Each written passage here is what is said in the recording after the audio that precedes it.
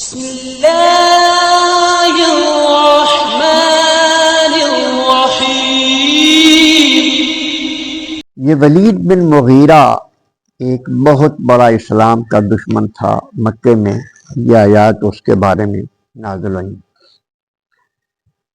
وہ اپنے آپ کو بڑا طاقتور مالدار تھا بھی، اور اس کو بڑا گھمنڈ بھی تھا اپنی مالداری پر۔ باللہ من الشیطان الرجیم، بسم اللہ الرحمن الرحیم۔ فَإِذَا نُقِرَ فِي النَّاقُورِ فَذَلِكَ يَوْمَئِذٍ يَوْمٌ عَسِيرٌ۔ پھر جب سور پھونکا جائے گا تو وہ دن بڑا سخت ہوگا، علی الکافرین غیر یسیر، اور کافروں کے لیے یہ آسان نہیں ہوگا۔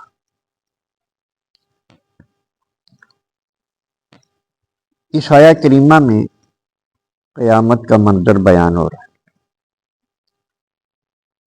یہ جو کائنات بس رہی ہے، اس کا نظام چل رہا ہے، اس کو درم برم کرنے کے لیے اللہ تبارک و تعالیٰ نے ایک آلہ بنایا ہوا ہے جس کو ناقور کہتے ہیں، جس کو سور کہتے ہیں۔ اللہ اکبر۔ ایک فرشتے کی ڈیوٹی لگی ہوئی ہے۔ جب سے یہ آلہ بنا ہے اس نے اس پر منہ رکھا ہوا ہے اور اللہ تبارک و تعالیٰ کے امر کا انتظار کر رہا ہے،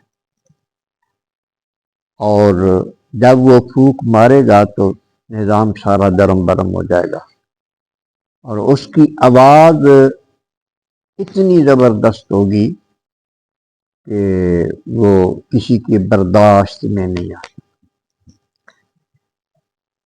تو ارشاد فرمایا اللہ تبارک و تعالیٰ نے کہ فَذَلِكَ يَوْمَئِذٍ يَوْمٌ عَسِيرٌ، وہ دن بڑا سخت ہوگا، عَلَى الْكَافِرِينَ غَيْرُ يَسِيرٌ، اور کافروں پر وہ دن آسان نہیں ہوگا۔ کافر پر، منافق پر اور فاسق کے لیے بھی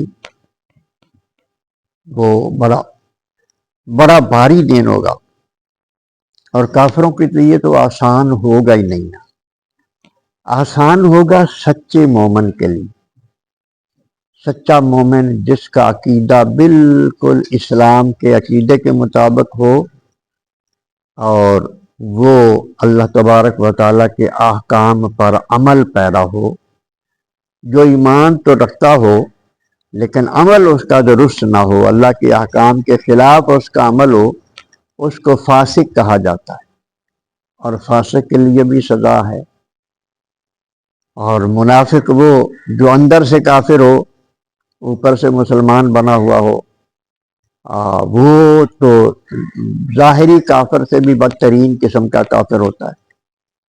اور کافر جو واضح طور پر انکار کرتا ہے اللہ کا، اللہ کے رسول کا، اللہ کے احکامات کا، تو ان کے لیے اللہ تبارک و تعالیٰ نے ارشاد فرمایا کہ اس دن میں کوئی آسانی نہیں ہوگی۔ ہاں، سچے مومن کے لیے یہ دن آسان ہوگا، مشکل نہیں ہوگا۔ ذرنی ومن خلقت وحیدا، آپ چھوڑ دیجئے مجھے اور جس کو میں نے تنہا پیدا کیا ہے۔ وجعلت له مالا ممدودا، پھر دے دیا ہے اس کو کثیر مال، وبنین شہودا، اور بیٹے دیے ہیں اس کو جو پاس رہنے والے۔ یہ ولید بن مغیرہ ایک بہت بڑا اسلام کا دشمن تھا۔ مکے میں یہ آیات اس کے بارے میں نازل ہوئی۔ وہ اپنے آپ کو بڑا طاقتور مالدار تھا بھی، اور اس کو بڑا گھمنڈ بھی تھا اپنی مالداری پر، اور پھر اس کے 12 بیٹے تھے۔ تو وہ بڑے جوان تھے، طاقتور تھے، وہ بھی ہر وقت اس کے پاس رہتے تھے، کیونکہ ان کو اس کے علاوہ کوئی مصروفیات نہیں تھی، کاروبار تجارت ان کا وہ بڑا وسیع پیمانے پر تھا، چلتا تھا۔ تو یہ ساری سہولیات اور یہ ساری عزتیں اللہ تبارک و تعالیٰ نے اس کو بخشی ہوئی تھی، جو اس کے لیے امتحان بن گئی۔ وہ نبی کریم علیہ الصلوۃ والسلام سے دشمنی رکھتا تھا، آپ کی مخالفت کرتا رہتا تھا ہر وقت۔ ایک دن ایسا ہوا ہے کہ وہ نبی کریم علیہ الصلوۃ والسلام کے بارے میں بیٹھ کر کچھ قریش کچھ میں گویاں کر رہے تھے، بک بک کر رہے تھے۔ کوئی کہتا تھا کہ یہ جادوگر ہو سکتا ہے، کوئی کہتا تھا یہ کاہن ہو سکتا ہے، کوئی کہتا یہ فلاں ہو سکتا ہے۔ مختلف الزامات جو وہ لگاتے تھے وہ ذکر کر رہے تھے۔ تو اس نے کہا کہ میں تمہارا مسئلہ حل کر دیتا ہوں۔ یہ نبی کریم علیہ الصلوۃ والسلام کی بارگاہ میں آیا، حضور قرآن مجید کی تلاوت کر رہے تھے اور یہی آیتیں تلاوت کر رہے تھے، پہلی آیتیں۔ قرآن مجید کو جب اس نے سنا تو وہ واپس چلا گیا، اور واپس چل جا کر وہ قریش جو باتیں کر رہے تھے، کوئی کاہن کر رہا تھا، کوئی کچھ کہہ رہا تھا، تو ان کے سامنے جا کر کہنے لگا کہ تم اس کو شاعر کہتے ہو، کبھی اس نے شعر کہا ہے؟ سب نے کہا کہ نہیں کہا کبھی شعر ہی نہیں۔ پھر کہا کہ تم دیوانہ کہتے ہو، کبھی کوئی دیوانوں والی بات کی ہے اس نے؟ کیا نہیں کہی؟ نہ کہ پھر دیوانہ بھی نہیں۔ پھر انہوں نے کہا کہ تم کاہن کہتے ہو، کبھی کہانت کوئی کی ہو کسی طرح کی؟ کہ جی نہیں۔ انہوں نے کہا تم نعوذ باللہ یہ کہتے ہو کہ یہ جھوٹا ہے، تو کبھی اس نے جھوٹ بولا ہو، کبھی ثابت ہوا ہو؟ وہ سب سے یعنی انکار کرواتا رہا کہ یہ بالکل تم جھوٹ بول رہے ہو ساری یہ باتیں۔ اب یہ باتیں کرنے کے بعد نا وہ وہاں سے چلا گیا، اور یہ لوگ پریشان ہو گئے، ان کو بڑی تکلیف ہوئی کہ اس نے محمد صلی اللہ علیہ وسلم کے حق میں باتیں کی ہیں، تو اس کا مطلب یہ ہے یہ ان کی طرف مائل ہو گیا، اور یہ اتنا بااثر بندہ ہے، مالدار ہے، ہر طرح اس کے پاس وسائل ہیں، اگر یہ کہیں مسلمان ہو گیا تو پھر تو اس دیکھا دیکھی اس طرف دیکھ کر بڑے لوگ مسلمان ہو جائیں گے، سارے قریش مسلمان ہو جائیں گے۔ ان کو بڑی تکلیف ہوئی، وہ بیٹھے ہوئے تھے، اوپر سے ابو جہل آ گیا۔ انہوں نے پوچھا کیوں پریشان ہو؟ ساری بات انہوں نے سنا دی کہ ہماری پریشانی اس وجہ سے ہے کہ وہ مغیرہ نے اس طرح کی باتیں کی، ولید بن مغیرہ۔ اس نے کہا کوئی نہیں ہے تو کوئی میرے دائیں ہاتھ کا کھیل۔ وہ اس کے پاس چلا گیا، روحنی شکل بنا کے، ابو جہل پریشان روحنی شکل بنا کے، بڑا ڈرامہ باز تھا وہ۔ اس نے پوچھا کہ تو یار اتنا پریشان کیوں لگ رہا ہے؟ وہ کہنے لگا تجھے پتہ تو ہے میرا تیرے ساتھ پیار ہے، تیرے بارے میں جب میں کوئی بات سن لیتا ہوں نا غلط لوگوں کے منہ سے، تو مجھے اس طرح کی پریشانی ہو جاتی۔